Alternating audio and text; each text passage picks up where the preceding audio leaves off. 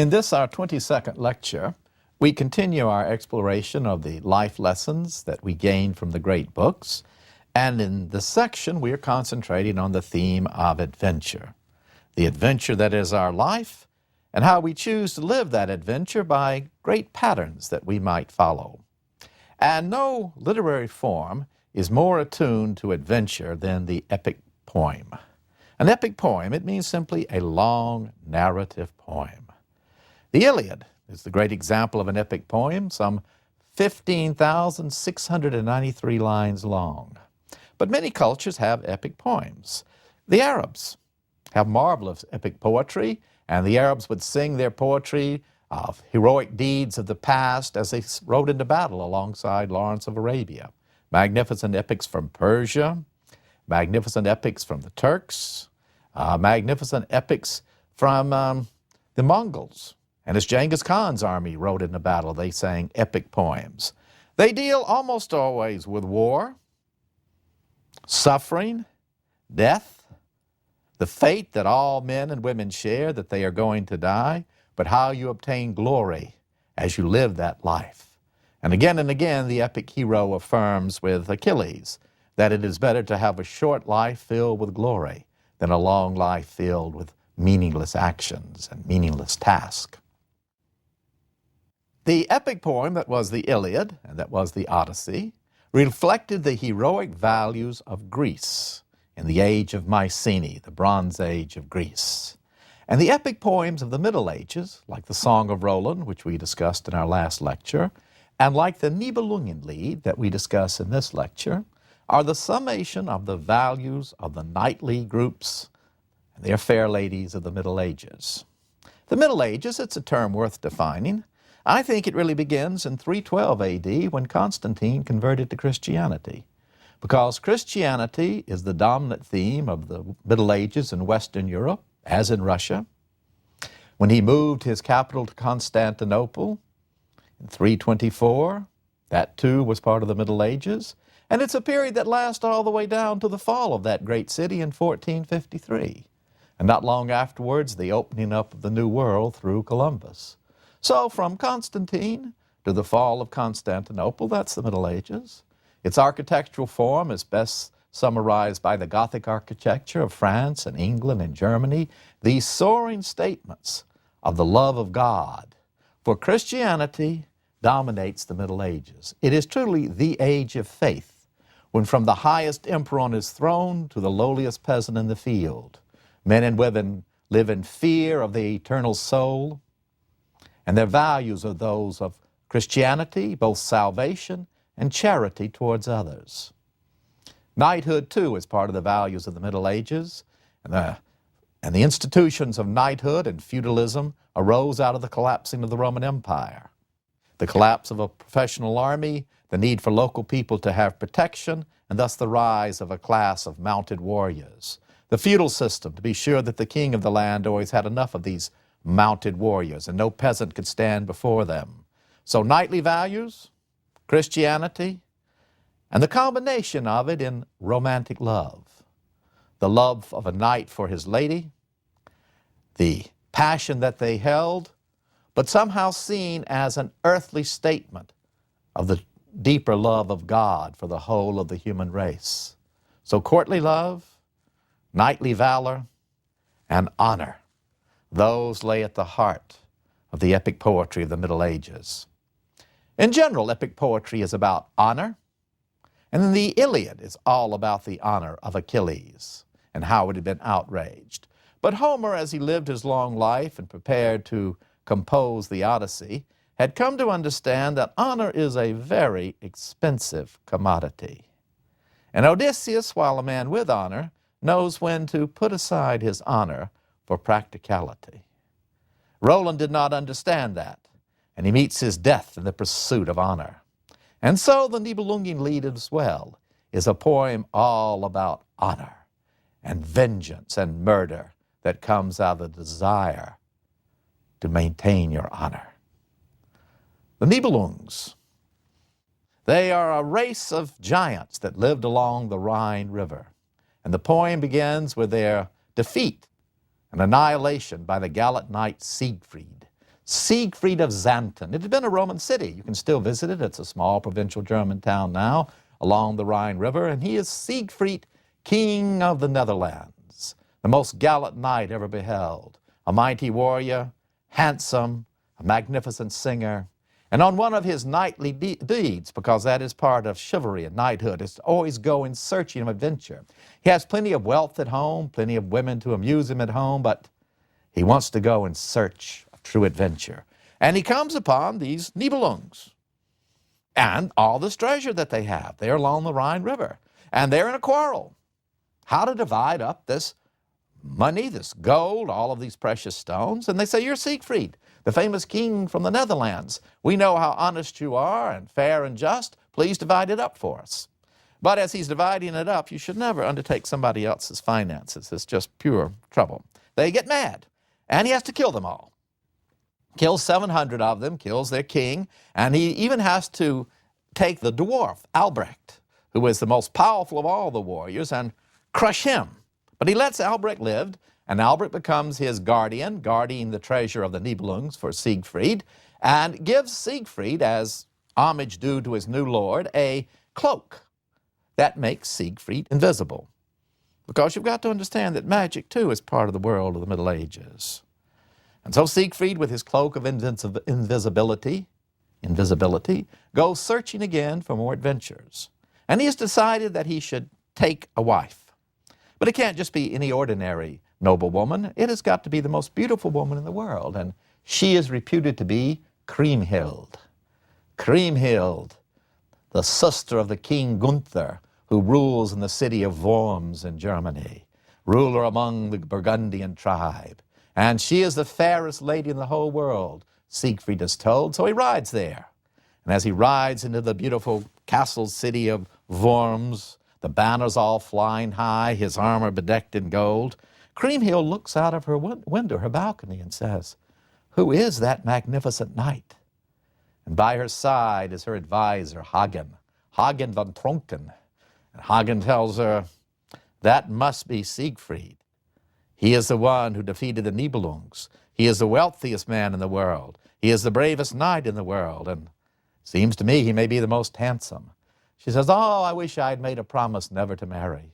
And her mother says, but Kriemhild, I told you that was a bad promise. I know, mother, but I had that dream in which I reared up the most wonderful of creature, and it was destroyed viciously by wild animals. Oh, darling, I wish you would reconsider. Well, if anybody could make me reconsider, it would be Siegfried. I've got to tell you that. And Siegfried presents his credentials to her brother Gunther the king, and Gunther is honored that Siegfried would come to his court. And they have all manner of banquets and jousting tournaments at which Siegfried again and again proves his nobility and glory on the field of battle. And Gunther comes to him one day and says, I think you are the one man who can help me with a big problem I have. And Siegfried says, what is it? And Gunther says, I want to get married. And Siegfried said, well, how can I help you with that? Well, the woman I want to marry is Brunhilde. Brunhilde, not the Queen of Iceland. Yes, the Queen of Iceland. Oh, she's a terrible person. She kills everybody. No man will come to her kingdom and live. And she has set up all these challenges that a man has to be able to throw the javelin farther than she does, pick up a heavier weight than she does, jump farther than she does, and she can out-jump, out-throw, out-lift any man in the world. I couldn't beat her. Aren't there other girls for you? No, I must marry Brunhilde. Well, he said, I tell you what, Siegfried will go and help you, Gunther, win Brunhilde as your wife, but you've got to convince your sister to marry me. See, wouldn't you do anything for your lady fair? Absolutely. So he agrees, and 4 of them sail off to Iceland, and there they encounter Queen Brunhilde. And she is what everybody says, enormous, blonde-headed, huge, massive arms. And she says, you have come to marry me? Why, you, Gunther, the skinniest little figure I've ever seen. You can't do anything. And Gunther says, I'm a lot stronger than I look. And so she says, all right, tomorrow we throw the javelin. And if you lose, you go right back home. Better yet, I'm going to kill you. And Gunther says, I'll take the challenge. Well, Siegfried goes back to the boat and gets what? His cloak of invisibility. And he puts that on himself so nobody can see him. Comes back, and the next day, Gunther is standing right alongside Siegfried. Brunhilde throws her javelin, and she throws it far. But seemingly Gunther, in reality the invisible Siegfried, picks up the javelin and throws it even farther. She says, "How can you do that? I've never been bested before. Let's try the big lift." And there's this huge stone that a dozen men cannot lift up easily. And she lifts it up, tottering all the while. Gunther, seemingly, but it's really the invisible Siegfried, lifts it up over his head easily, then tosses it. She's astounded. Then she says, "You can't jump as far as me." And she makes this huge, broad jump. But Siegfried, but she thinks Gunther, but Siegfried, the invisible one, carrying Gunther in his arms, don't you see, leaps even further, and they land. So she's conquered. She has got to go back to Worms and marry Gunther. And so the wedding night comes. And first thing she does is take Gunther and say, "You may have forced me to marry you, keep my pledge, but you're never going to sleep with me." And she ties him up and hangs him from the ceiling. Yes, Brunhilde ties up Gunther, her husband, from the ceiling. He's dangling there. And the next morning, Siegfried comes in to say, "How was it?" And Gunther says, "Well, I'm hanging up here in the ceiling." And Siegfried said, "How did that happen to you?" And Gunther said, "Well, she's really tough." And Siegfried said, "Well, we can't have this. Here, I'll cut you down, and we can't tell anybody about this. I'll put on that invisible cloak again, and we'll come back tonight. And she'll think it's you, but I'll really grapple her and force her down on the bed. You're not going to do anything more to her?" "Absolutely not." "No, and I wouldn't think of it." Good, because I wouldn't, want my wife to have slept with anybody else." "Absolutely not." Well, they come back, and Gunther's there, and she says, "I will tie you up again." And he says, "You're not this time." And the invisible Siegfried grabs her, throws her down on the bed, but he can't control himself, and he sleeps with her. And from that moment on, all of her superhuman strength evaporates. And she's always disappointed in Gunther after that and never wonders why it's not the same, but she can't tie him up anymore. And now Siegfried says, "You must allow me to marry your sister." And Gunther says, "Absolutely. Kriemhild, you must marry him." And Kriemhild says, "All the great deeds he's done, how can I turn it down? I know my life may be one of sorrow in the end, but in the meantime, there'll be the bliss of being married to the magnificent Siegfried." And so they are wedded. And there's a great banquet put on in honor of the wedding of Siegfried and Kriemhild. And Brunhilde comes into the room, and she expects Kriemhild, the wife of Siegfried, to rise because she, Brunhilde, is the queen. But Kriemhild just sits there. And Brunhilde says, "How dare you not rise when your queen enters the room?" And she says, "Ha, my husband's already slept with you. Everybody knows about it." "This can't be." "Well, it's true." "Oh, I'll never stand up for you. Why, you're nothing more than my husband's concubine." Well, so this is the outrage done to Brunhilde. Do you understand how outrageous this is? So she broods and broods and broods upon this topic. And she brings to her husband, King Gunther's most trusted advisor. And she says to him, "Hagen, he's a bold knight, valiant, but evil and treacherous. And he'll do anything for his king and thus for his queen." And she says, "I know how much your husband trusts me. I know how much my husband trusts you, Hagen. Now will you trust me?" And Hagen says, "Anything you want, my queen, I will do it. For my honor lies in loyalty to you. Then I want you to kill Siegfried for me. I will kill him. I like killing him. I hate him for all the good things people say about him." Do you understand how evil always has to always has to hate good, and how greatness always is envied by the lessers? So I hate him for all the good things that people say about him. But how are we going to kill him? I mean, I can't beat him in battle, that's for sure. I'll do it by treachery. So the word is spread by Hagen that there's going to be a new war, that the Saxons are going to invade the land of the Burgundians, and Siegfried is to go out and wage war at their side. And in the meantime, Hagen goes to Kriemhild, the wife of Siegfried, and he says, "I am so worried that in this war, your husband, the gallant Siegfried, will be killed." And the wife says, "I have always worried this too because of the terrible dream I had. But my husband is safe. He tells me that once he killed a dragon and bathed in the blood of the dragon. And everywhere he bathed in the blood of the dragon, No sword, no arrow, no spear can penetrate him. Oh, well, I hope that's true, because this is going to be a vicious battle, and many arrows will be shot, many spears will be thrown, they will hit him all over his body. I hope I can protect him. And she said, well, he did tell me one more thing, but he made me promise never to tell anyone else. Oh, you can tell me. Well, when he was bathing in the blood of the dragon, when Siegfried was bathing in the blood of the dragon, a little leaf fell off of a linden tree, and it covered just a tiny bit on his back. And there's one place he could be hurt, because the blood of the dragon didn't reach there.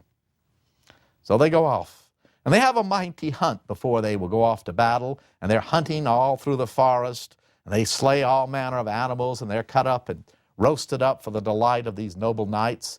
But Hagen, who has been in charge of the feast, doesn't bring any wine. And Siegfried is eating, and he's getting more and more thirsty.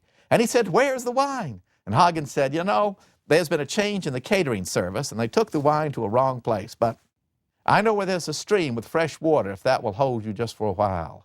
And so while Siegfried is bending down to drink the water of the spring, this most gallant of knight is stabbed in the back, in the one spot where he can be killed. And so the hero that no human dagger can slay is killed by treachery and by the trust of his wife. And so he lies there dead, his blood staining all of the beautiful flowers. And Hagen has had his triumph. Well, Kriemhild simply nourishes the wrong that has been done to her. Her brother says, well, what can we do? Hagen is a noble of the land. Siegfried was a foreigner. Hagen has many noble retainers around him and kinsmen. It will bring about a civil war. We just have to accept that it has happened. We'll have to accept the story that Hagen has told, that it was done by robbers. And even if you doubt that, Kriemhild, even if your husband Siegfried was stabbed in just the place where you told Hagen he could be killed, there's nothing we can do about it. But now, are you going to lay your honor to rest like that? No. And you would think that revenge is a dish best served cold. You're not going to forget about it, but you're going to wait till you can take real vengeance. And the years pass by, and Kriemhild just continues to dream about her lost Siegfried and to plot her revenge. And the chance comes in an offer from King Etzel of Hungary. Now, just like the Iliad, just like the Song of Roland, the Nibelungenlied, the Song of the Nibelungs, has a real historical kernel. Etzel is Attila, the Hun. Etzel, king of Hungary, who in the 5th century left a devastating scar across the Roman Empire and a deep memory among ordinary people as a mighty warrior and a mighty king. And in this he is transported into the world of Siegfried and Kriemhild and Gunther and Brunhilde, and he is king of Hungary. He has sent a request that he wants to marry the most beautiful woman in the world, who is still Kriemhilde. And she writes back and says, I will come and marry you. He sends diplomats and ambassadors and gallant knights and a magnificent pageant. They escort Kriemhild all the way back to its capital in Hungary. And there they are wed in a glorious feast. One day after they're married, Kriemhild comes to her husband Etzel and says, you are king of Hungary.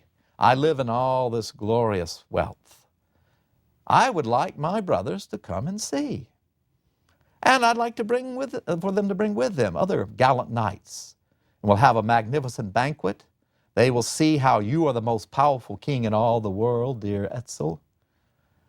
And then we'll give them treasures and let them go back home. I would also like to ask them while they are here, whatever happened to Siegfried's treasure the Nibelungs had? Because that's mine too, but it'll just be a joyous occasion, and then I can bring up these family finances as well. And Etzel sends off the message, and Gunther gets it and says, I don't know, going all the way to Hungary, leaving our kingdom behind us, I worry about this, and I don't think my sister has ever forgotten the outrage done to her. And Hagen says, I worry about it too. But the knights agree it's a glorious adventure to go on. And Gunther says, it's the kind of thing Siegfried would have wanted us to do, and we're no less gallant than he. So the knights march out to Hungary, once again in a glorious pageant. But when they reach the river Danube, and almost certainly our poem, the Nibelungenlied, was composed in Austria sometime around 1190, but built out of a great series of epic poems that had been sung, and in its final glorious version. But it seems to bear some Austrian tones, and they arrive at the river Danube, and the river is swollen with flood, and they can't swim their horses across. They need somehow to get across, and they go looking for a ferry. And as they're riding up and down, Hagen spies a bunch of water fairies. And they've taken off their clothes and are swimming in the water, and he steals their clothes. And he says, "How can we get across this river? Where is a ferryman?" And they say, "If you give us back our clothes, we'll tell you where you find the ferryman, and we'll also tell you something more you might like to know." So he says, "Tell me, where's the ferry?" "Oh, it's up the river about a mile." "What else do you think I should know?" "If you cross this river, none of you brave and bold knights will ever return. You will die there at the court of Etzel, slain in a mighty battle." Well, Hagen goes on up, gets the ferryman. The ferryman doesn't want to take him, so he throws him overboard and has to row the ferry down by himself, and he lands it.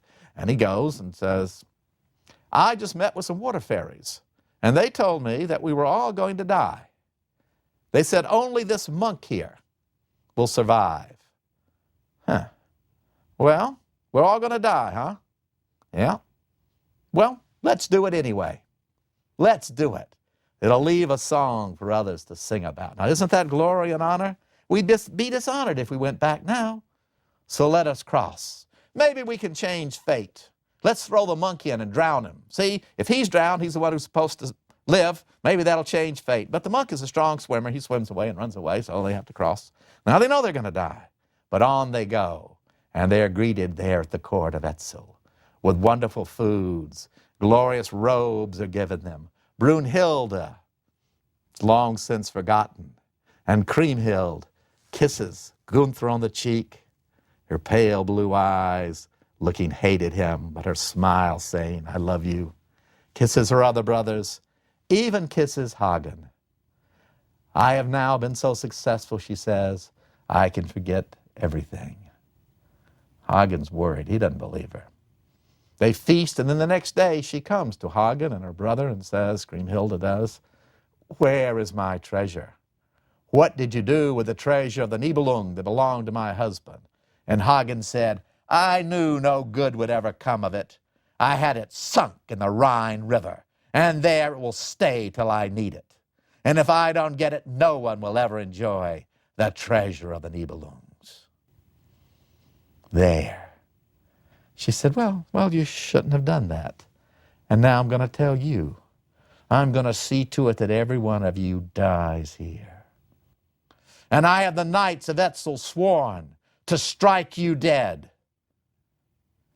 And Gunther, Hagen, and the other of the Burgundians, though they have now taken on the name of the Nibelungs, we will fight to the death.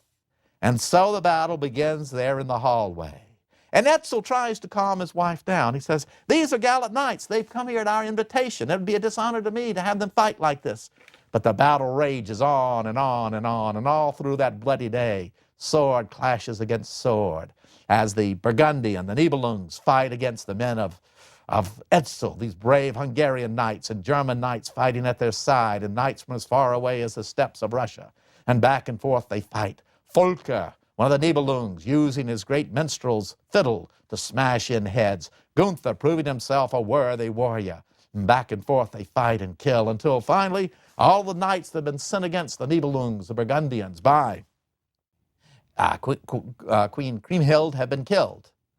And the brave Burgundians throw them out of the hall and stack their bodies up. And Kriemhild then comes and sets the great hall afire with their brothers in it. But they fight their way out of it and continue the battle, fighting and fighting until only her brother and Hagen are left alive. And Kriemhild herself, wielding a sword, kills her own brother, cuts off his head. And Hagen is finally taken captive.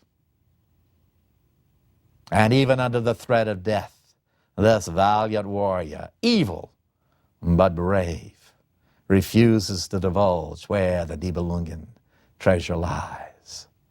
And so his head too is cut off. And so there died in the hall all those brave warriors, our poet tells us, who came to far-off Hungary to die. Such was the song of the Nibelungs. So this glorious tale comes to its end, and once again we have seen glory, honor, purchased at a very high price. And the idea that you go forth to battle even knowing that you are going to die. Like the Beowulf, another of these magnificent epic poems that so capture the spirit of the early Middle Ages.